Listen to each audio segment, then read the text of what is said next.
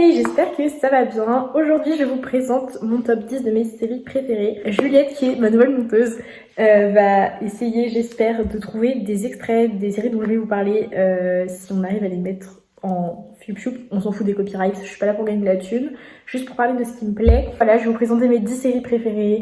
Essayer de vous raconter un peu de quoi ça parle. J'ai mon écran derrière pour me rappeler des notes que j'ai mises, où j'en suis à peu près, parce qu'il y a possibilité qu'il y en ait que j'ai pas fini. Voilà, il y en a beaucoup qui sont ex aequo sur certaines notes. Donc je vais essayer de pas trop partir dans des petits trucs inutiles. Voilà, et on va commencer tout de suite. Bon, alors on va commencer par les séries à 15. Alors, actuellement, dans les séries numérotées à 15, parce qu'en fait, la 9 et la 10e, elles sont notées à 15, et donc je pense qu'il faut mieux qu'on parle de tout ça. Donc, notées à 15, j'ai mis Grey's Anatomy, Heartland, Arrow, Pretty Little Liars, Astrid et Raphaël, Scam España, Superman et Lois, J'ai menti, et Squeezie, Merci Internet. Alors, comme vous auriez pu le remarquer, c'est des trucs bien différents. Squeezie Merci Internet, je pense que vous en avez entendu parler, c'est sorti cette année. C'est un documentaire autour du youtubeur. Et moi j'ai trouvé ça plutôt intéressant. J'ai bien aimé parce que en fait ça montre un peu les coulisses, toute la partie mentale que ça implique, les réseaux à grande échelle, les conséquences, les agendas de ministres et toutes les conséquences que ça a sur leur vie privée. Donc j'ai trouvé ça super intéressant. J'ai menti, c'est une série avec Camille Lou. Camille Lou, je l'adore, vraiment, je pense que c'est mon actrice française préférée.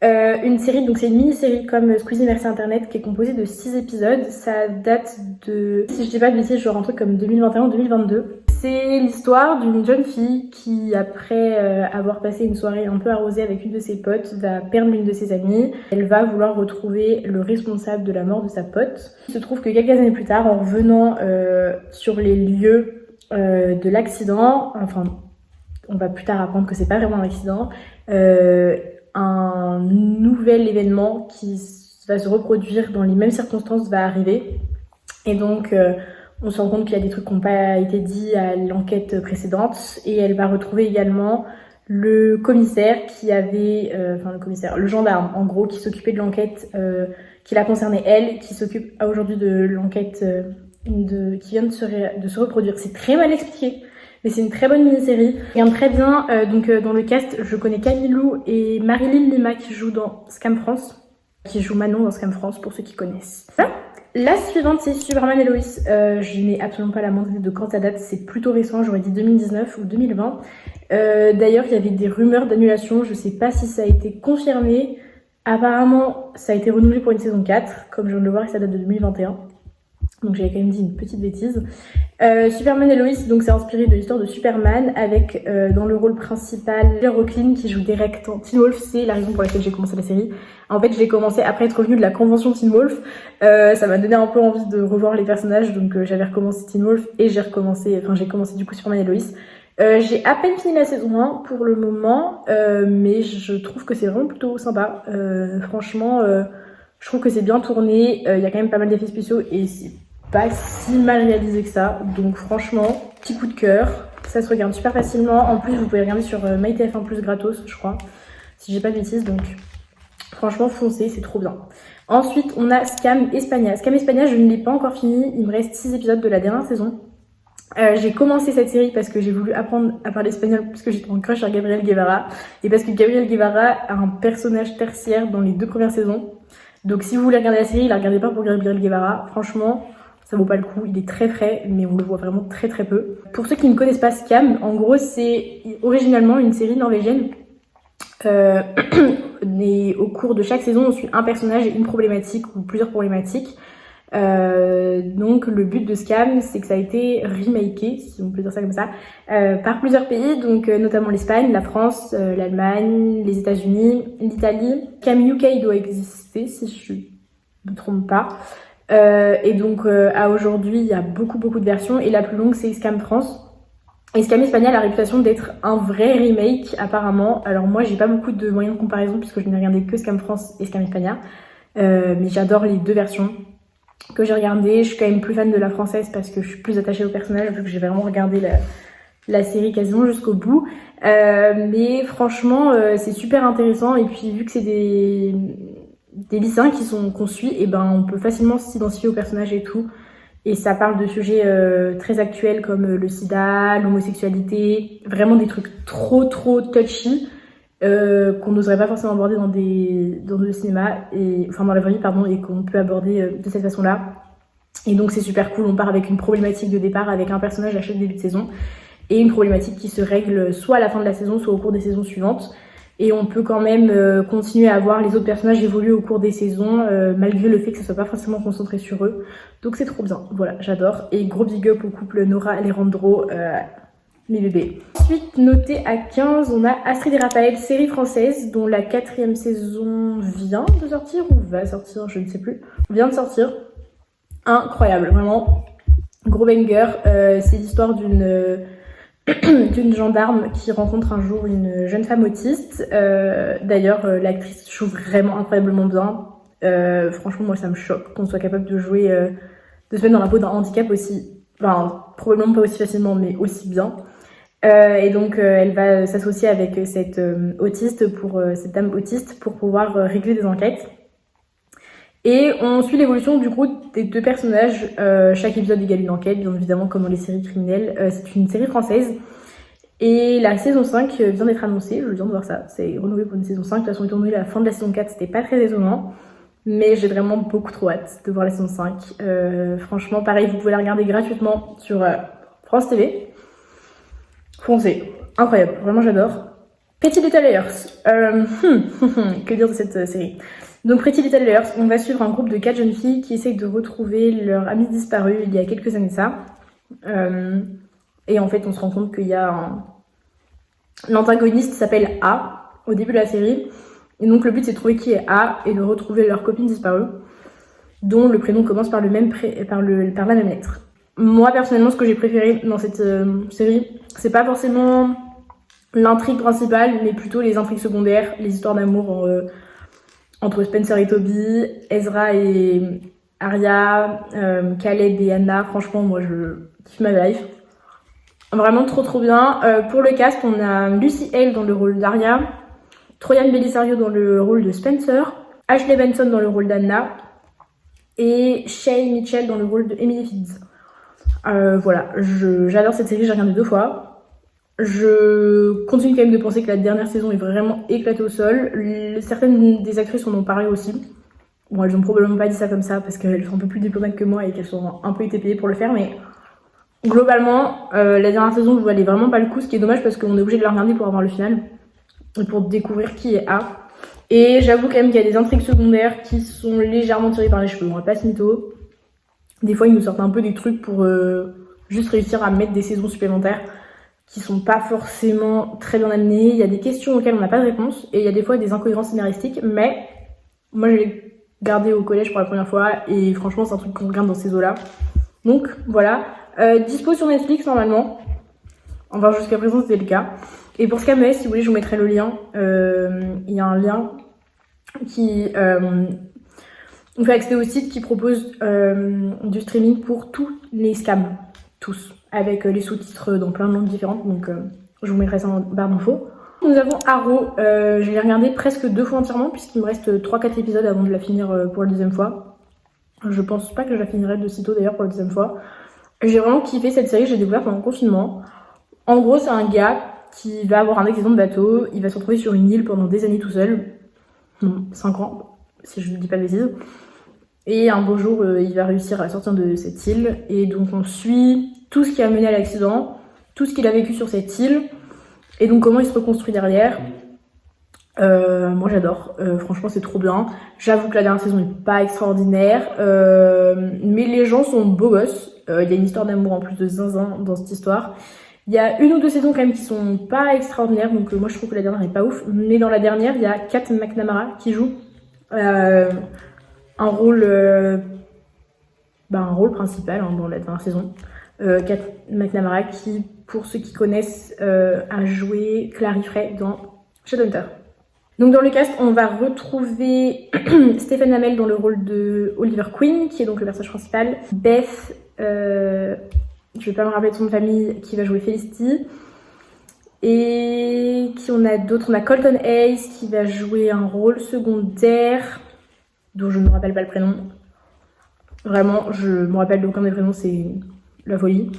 Mais voilà, un joli cast. Franchement, ça se voit que ça a été bien travaillé et tout. J'adore. Et ensuite, il nous reste 2 séries. Alors, on a Heartland, que je n'ai pas fini. Hein. Je suis à exactement 88%. Il me reste 31 épisodes à regarder. C'est très très long. Ça date de 2007, je regardais ça avec mes parents quand j'étais petite. C'est l'histoire d'une jeune fille qui va avoir un accident un jour avec sa mère. Et ça va conduire au décès de sa maman. Et elle va essayer de se reconstruire et de reconstruire le cheval avec qui elle a eu l'accident. Globalement, c'est que d'histoires de poney, hein, pour me remettre en contexte. Donc on va suivre son parcours pour se remettre du décès de sa maman, essayer de créer un lien avec le cheval qui est complètement traumatisé en fait, un peu comme l'homme qui chuchotait à l'oreille des chevaux. Et voilà, donc après il y a plein d'intrigues secondaires avec toute la famille, les histoires d'amour, les histoires de MIF, les histoires de travail, les histoires de concours, de western, on apprend plein de trucs sur les chevaux. C'est vraiment incroyable, même si vous n'aimez pas des masses les chevaux, c'est franchement regardable. L'inconvénient, je dirais, c'est qu'elle est très longue. Moi, je suis à 228 épisodes sur 259. Il y a la 17e saison qui vient d'être sortie ou qui est en tournage. Il faut vraiment s'accrocher, c'est des saisons de 24 épisodes. C'est quelque chose. Vraiment, par exemple, Arrow, 4 jours et 23 heures. Bah, Heartland, c'est 6 jours et 23 heures. Donc, pour vous donner un peu un ordre d'idée, c'est légèrement long. Mais ce n'est pas la série la plus longue que j'ai regardée, puisque je regarde actuellement Grey's Anatomy, qui est la dernière série notée à 15. Grey's Anatomy, je pense que j'ai pas trop besoin de présenter l'histoire. Moi, je suis à 84% de cette série. Et j'ai fait une pause 2 fois. Mais je vous jure que c'est vraiment insane. Là, vraiment, je vois le bout du tunnel, en fait. Je vois le bout du tunnel qui se profile. Je pense que je vais vraiment bientôt la finir. Mon but, c'est de la finir pour début juin. Est-ce que c'est légèrement trop ambitieux? Probablement, mais étant donné que j'ai un mois et demi de vacances, je pense que c'est faisable. Voilà, que dire, 21e saison qui va être renouvelée. La 20e est en cours de diffusion. Enfin, que des bangers. Par contre, c'est vraiment long. Hein. Il y en a pour 10 jours et 14 heures, donc accrochez-vous sec. Dispo sur Disney+. Et Heartland et Arrow sont également disponibles sur Netflix, pour ceux qui sont intéressés. Ensuite, on passe aux séries notées à 16. Alors, en premier, on a Esprit criminel. Et je suis à 100%. Je m'étais pas rendu compte de ça. Esprit criminel, c'est une série qui va suivre une brigade, si on peut appeler ça comme ça, un groupe qui s'occupe, un groupe, je dirais pas d'élite, mais de spécialistes ce qu'on appelle des profilers en fait, des spécialistes du comportement des serial killers, donc des tueurs en série. Et à chaque épisode, on voit quelqu'un se faire enlever ou se faire tuer. Et on va suivre le déroulement du kidnapping, entre guillemets, plus la résolution de l'enquête et comment est-ce qu'ils arrivent à trouver le profil qui correspond à la personne qui est responsable de ces meurtres. Bon, moi j'adore, je suis désolée, mais les trucs de tueurs en série, j'adore. En plus, il y a un gros banger de zinzin parce que il y a Matthew Gray Gubler qui joue dans cette série, il y a l'acteur de SWAT qui joue dans cette série, Sean Moore. Enfin, voilà, c'est un truc de dingue. Seul bémol, alors au-delà du fait que ça dure très longtemps, on a la 16e saison, la 17e va être diffusée dans quelques mois, c'est que, mais c'est généralement le problème des longues séries, c'est qu'au bout d'une dizaine de saisons, il y a une grosse partie du cast initial qui n'est déjà plus là. C'est sad. Ça enlève beaucoup de trucs à la série, mais c'est quand même regardable. Mais c'est vrai que c'est un peu décevant parce qu'il y en a qui regardent pour certains acteurs ou certains personnages. Voilà, moi j'adore cette série. Elle est diffusée depuis 2005. Donc voilà, je pense qu'ils seront légèrement assez de thunes pour être capables de continuer de produire. J'ai pas le souvenir de la plateforme sur laquelle est diffusé Esprit criminel. Paramount+. Voilà, pour ceux qui sont intéressés, Paramount+ le diffuse bien évidemment en payant parce que c'est un site de streaming légal. Chose qu'on n'abordera pas dans cette vidéo, puisque de toute évidence, je n'ai pas les thunes nécessaires. Je refuse de dépenser de l'argent pour ça. Ensuite, on a toujours en 16 Dynasty. Donc, je suis également un jour dans cette série qui est d'ailleurs terminée. Et j'ai pas précisé aussi, mais les 3/4 des séries que je vous ai dit tout à l'heure, si je vous ai pas dit qu'il y avait une série, une saison qui suivait, c'est qu'elle est déjà terminée. Donc Dynasty, on suit l'histoire d'une jeune femme qui est issue d'une famille très riche qui essaie de construire un empire pour suivre justement l'empire familial très business de son daron. Gros bémol dans cette série, le changement de l'actrice pour un même personnage à chaque saison. C'est-à-dire qu'au cours des 5 saisons, le même personnage est joué par 4 ou 5 actrices. C'est extrêmement dérangeant. C'est très compliqué de s'attacher au personnage quand il change tout le temps. Et là, pour le coup, j'avoue que c'est pas extraordinaire. Voilà, dans le cast, on va retrouver Nathalie Kelley, qui joue seulement dans la saison 1, il me semble. Elizabeth Gillis, du coup, qui joue Fallon, le personnage principal. Elizabeth Gillis, qui a joué la meuf relou dans Victorious, pour ceux qui ont regardé Victorious. Série normalement disponible sur Netflix encore aujourd'hui. Et pour le reste du cast, je ne vais pas avoir de nom en tête, donc je vais m'arrêter là. On retrouve ensuite Scam France. Alors là, c'est mon bébé dont on parle. Je l'ai pas encore fini. J'ai beaucoup de mal à m'attacher. Il y a 3 générations au total dans Scam France, puisqu'au bout d'un moment, ils épuisent un peu les possibilités scénaristiques pour chacun des groupes d'amis. J'ai beaucoup de mal à m'attacher à la troisième génération. Mais la saison 2, laissez-moi vous expliquer que Manon Charles, Juliette, mets-moi un extrait là, de leurs bisous, parce que il y a vraiment, je sais pas si vous vous rendez compte, il y a des comptes YouTube étrangers qui font des edits sur Manon Charles. J'ai regardé la série en entier, je l'ai pas regardée plusieurs fois. Mais par contre, je peux vous dire un truc. C'est que la saison 1, je l'ai regardée 2 fois. Et la saison 2, je l'ai regardée 5 fois. D'accord ? 5 fois. C'est-à-dire qu'en fait, c'est tellement facile, d'ailleurs 6 fois. C'est juste que là, c'est pas bien notifié, mais je l'ai regardé 6 fois. Je sais pas comment vous expliquer. Alors, ça date de 2018, du coup, au passage, pour ceux qui sont intéressés. Cette série, c'est vraiment l'histoire de ma life. Cette saison est incroyable. Moi, Manon Charles, je suis in love. Il n'y a pas d'autres mots, en fait. Marilyn Lima, du coup, dans le rôle de Manon. Michel Biel dans le rôle de Charles. On a Philippine, je ne vais pas me rappeler ton nom de famille, dans le rôle d'Emma. Et je vais être incapable de me rappeler des noms des autres. Mais c'est vraiment incroyable. Donc, même principe que Scam España, mais version française. À aujourd'hui, il y a 12 saisons, si je ne dis pas de bêtises. C'est ça, la 12e, qui est la dernière, au passage, qui vient d'être diffusée très récemment, 2024 ou 2023. Moi, j'en suis à la 11e. J'espère réussir quand même à la finir pour avoir la conscience tranquille. Mais moi, j'adore. Franchement, on parle de plein de topics différents. Du coup, on a plus de topics qui sont abordés dans Scam France que dans Scam España, puisque Scam España, c'est fini au bout seulement de 4 saisons. Voilà. Tous les gens qui ont des problèmes, qui complexent dans la vie, allez regarder Scam France. J'ai pas d'autre chose à vous dire. Et enfin, pour clôturer les séries à 16, l'été où je suis devenue jolie, donc The Summer I Turned Pretty, avec Gavin Casalino, Lola Tung, Christopher Bailey, pardon, je suis désolée d'écorcher les noms. Je suis pas aussi fan de ce mec que beaucoup de meufs sur la terre. Donc l'été où je suis devenue jolie, pour ceux qui connaissent pas, ce qui m'étonnerait beaucoup, une série diffusée à partir de 2021 sur Netflix. 2022. Ah oui, Scam France, j'ai pas précisé, disponible sur France TV. L'été où je suis devenue jolie, du coup, ça, c'est l'adaptation d'un livre de Jenny Han, qui est la même auteure que À tous les garçons que j'ai aimés, pour ceux qui remettent. Aussi disponible sur Netflix, la trilogie entière. On suit en gros une meuf qui est tiraillée entre 2 mecs qui se trouvent être des frères. Je ne saurais mieux expliquer ça, c'est vraiment l'intrigue de base. Je pense que si on lit le résumé, c'est vraiment ça qui est écrit. On va pas le faire parce que je vais pas me perdre du temps là-dessus, mais vraiment, c'est cool. Un peu cucu. Il paraît par contre que la 3e... Enfin, un peu cucu, j'abuse. Vraiment, on passe un bon temps devant. Par contre, il paraît que étant donné que les fans ont exprimé beaucoup d'attachement envers un couple, je vais pas vous dire lequel, je vais pas vous spoiler à l'avance, il est possible que, scénaristiquement parlant, l'adaptation cinématographique ne suive pas les livres, puisqu'ils vont essayer d'aller dans le sens des fans, donc il y a moyen que la fin de la série soit pas la même fin de livre. Ça serait à mon bonheur vraiment, parce que j'ai une préférence pour un couple. Donc ça serait très flatteur, je serais très contente que ça se passe comme ça.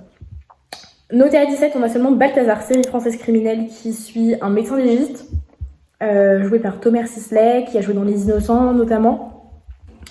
Et Hélène de Fougerolles dans le rôle de la policière, mais qui ne va rester que pour les 3 premières saisons. La 4e, elle est remplacée par un autre personnage, mais qui ne joue pas vraiment le même. Enfin, c'est un peu compliqué. Je vais pas trop rentrer dans les détails. C'est incroyable. Moi, j'adore, encore une fois, les trucs de crime. Et le mec est drôle. En fait, le personnage est vraiment fun. Allez juste la voir. Elle est disponible sur TF1+, je pense, parce que ça a été diffusé par TF1, donc il y a vraiment beaucoup de chances que vous puissiez la retrouver gratuitement sur TF1+. C'est vraiment un banger. À 18, on a donc on est sur le podium là. On a 2 séries donc, qui s'agissent de The Vampire Diaries et The Witcher. Alors, The Vampire Diaries, je l'ai commencé 3 fois, je l'ai fini en entier seulement une fois. La 2e fois, je me suis arrêtée à la dernière saison. Et là, actuellement, je suis bloquée à la saison 4. J'ai vraiment beaucoup de mal avec la saison 4, c'est la saison que je préfère le moins. D'ailleurs, si vous êtes intéressés, il y a une fille sur les réseaux sociaux qui s'appelle Sarah Nio. Elle fait des vidéos sur les séries et les films exclusivement. Elle fait plein de formats différents, donc je vous conseille vraiment d'aller la voir. Je vais mettre sa chaîne en barre d'infos. Je l'adore, j'ai déjà discuté avec elle et tout. Elle est trop sympa. Et s'il y a une série qu'elle a pas regardée, c'est que c'est vraiment soit c'est vraiment nul, soit c'est vraiment pas connu. Parce que vraiment, je vous assure que le nombre de séries qu'elle a regardé, autant moi, j'en ai regardé 129, enfin commencé 129, autant elle, à mon avis, si elle a pas passé la barre des 200, je serais vraiment très étonnée. The Vampire Diaries, on va suivre l'histoire d'une jeune fille qui se trouve ressembler énormément à quelqu'un d'autre qui était en fait l'amante, l'amoureuse d'un homme qui se trouve être un vampire, mais qui a un frère un peu maléfique. Je vais essayer de demander à Juliette de vous mettre un petit extrait de la bande-annonce, juste un réel qui est incroyable, qui donne trop envie de regarder. C'est un réel qui fait un edit de la saison 1. Et genre, si t'as pas regardé la série, je pense que vraiment c'est le réel qui te donne envie de le faire parce que... I shouldn't have come home. I know the risk, but I had no choice. Damon. Hello, brother. I'm Elena. I'm Stefan. His name is Stefan Salvatore. I have to know her. You must be Elena. I'm Damon, Stefan's brother. You're the mystery guy, and I like that. But with mystery comes secrets. How can I deny what's right in front of me?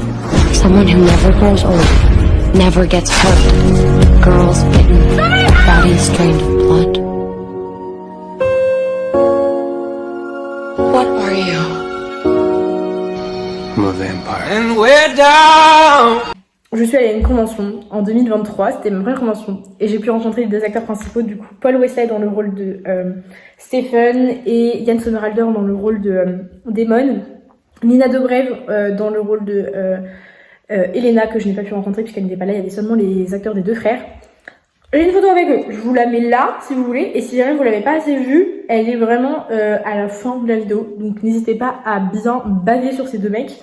Voilà, j'adore.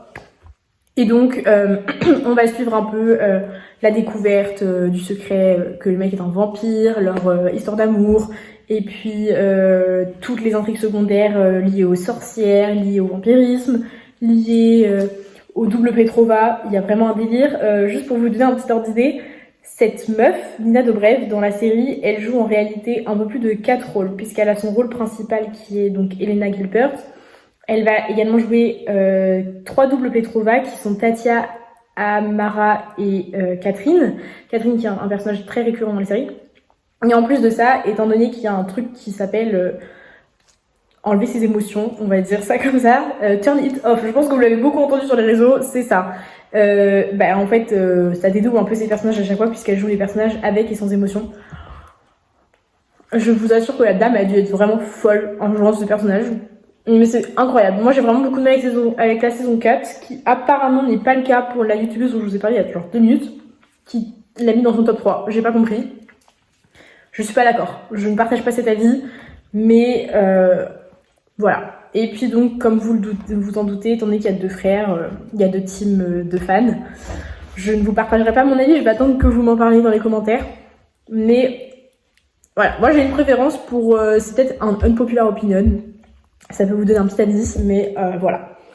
The Witcher, sur la 3e page du podium, à égalité avec The Vampire Diaries, qui Malheureusement, va probablement être très boycotté pour la saison 4 puisque Henry Cavill tenait le rôle principal du coup de Geralt de Rivera. Le problème c'est qu'il a été, on ne sait pas trop comment ça s'est passé pour être tout à fait honnête, dégagé ou alors il est parti un peu de son plein gré ou alors c'est un peu des deux de la série et il va être remplacé par le frère de Chris Hemsworth qui joue Thor, Liam Hemsworth, l'ex-mari de Miley Cyrus. Je vous laisse comparer un peu la différence de charisme, c'est-à-dire que ici vous en avez pas un peu, c'est genre le charisme incarné, et là, no comment, je ne vais pas me prononcer sur cette, je ne comprends pas comment est-ce qu'on a pu donner le rôle à ce gars,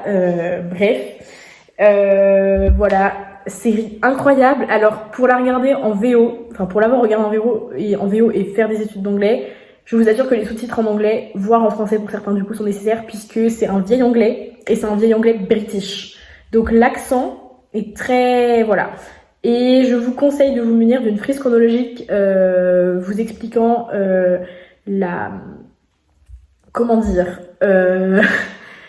la timeline de la série, puisque vous n'allez rien comprendre pendant la saison 1, et c'est normal. Si vous voulez la regarder, alors elle est sur Netflix, comme Vampire Diaries aussi, ou Vampire Diaries a été dégagé de Netflix il y a plus très longtemps, je sais plus. Ou non, ça a été remis il y a pas très longtemps. Bon bref. The Witcher, c'est la saison 1, alors c'est aussi inspiré d'un livre au passage, comme Vampire Diaries d'ailleurs. La saison 1, elle est faite pour que vous ne compreniez rien. En fait, c'est-à-dire que c'est évident que vous n'allez rien comprendre, vous avez besoin de vous munir d'une frise chronologique. Moi, à la fin de la saison 1, je suis allée chercher ma frise chronologique et j'ai compris ce qui s'était passé dans la saison 1. C'est juste que vous suivez 3 destins différents à des périodes différentes puisqu'ils n'ont pas forcément le même âge. Ils vivent pas forcément le même truc. Donc, en gros, si vous voulez, vous avez le début d'un personnage qui est là. En même temps, vous suivez un personnage mais qui est déjà là dans le temps. Et en même temps, vous suivez quelqu'un qui est déjà là. Sauf que ça, ces 3 timelines, vous les voyez en même temps. Et donc, il faut être capable de se rappeler que tout se passe pas en même temps. Mais bref, leurs 3 destins sont liés. Et c'est incroyable. Je ne sais pas si la saison 4 est censée être la dernière. Je pense que oui, puisqu'il y a vraiment beaucoup de gens qui ont appelé au boycott pour la saison 4, qui ne veulent pas regarder en raison du changement d'acteur principal. Encore une fois, je le répéterai pas assez, mais changer d'acteur principal, c'est extrêmement compliqué de s'attacher au personnage. Autant vous dire que là, étant donné que l'amour que les fans portaient à Henry Cavill et l'alchimie qu'il y avait entre lui et Anya Freya, je probablement dis mal son prénom, mais c'est pas grave, était tellement genre insane que à mon avis avec les mêmes Hemsworth ça va être un peu voilà, personnellement j'attendrai que la saison 4 sorte. De toute façon vu que je regarde en streaming illégal, à mon avis va pas compter, donc c'est pas très très grave. Enfin nous arrivons sur la deuxième partie du podium avec 19 de moyenne de notes, c'est pas une moyenne. Teen Wolf,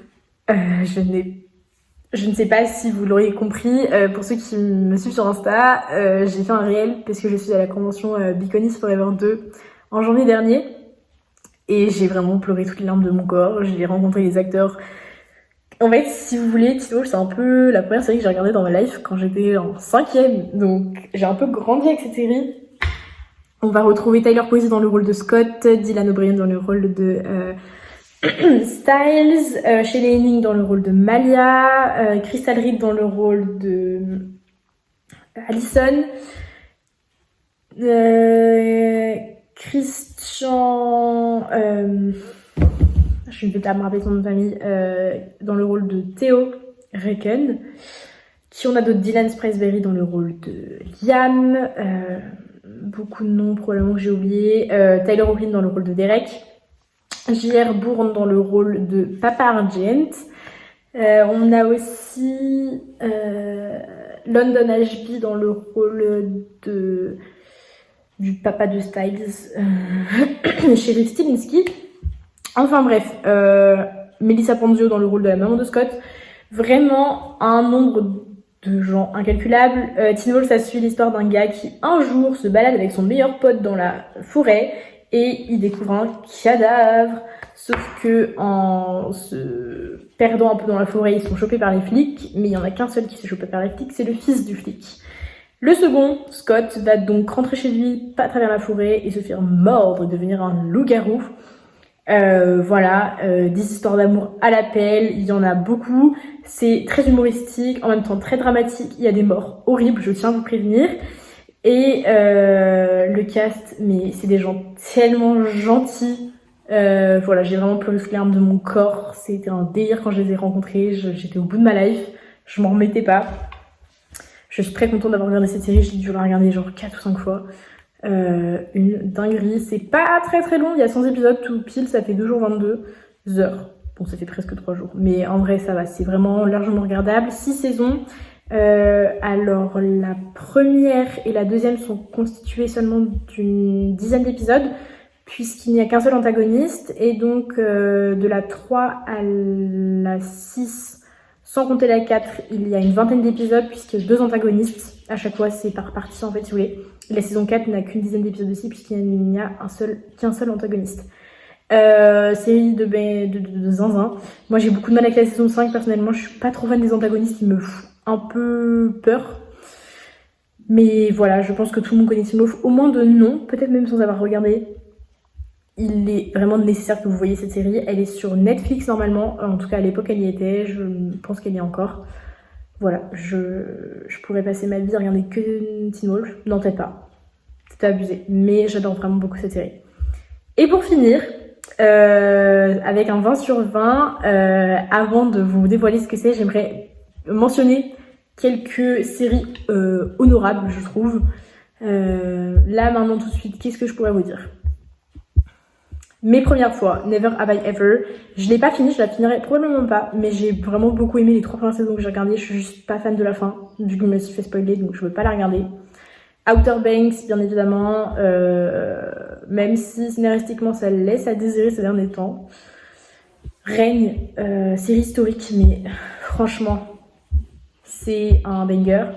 Destin, la saga Wings, j'ai bien aimé la saison 1, j'avoue que la saison 2 était pas extraordinaire, et étant donné qu'ils vont continuer la série en livre, puisque Netflix refuse de remettre de l'argent pour la continuer, ben comment vous expliquer qu'on pue tous le seum, puisque la saison 2 se termine sur un énorme cliffhanger.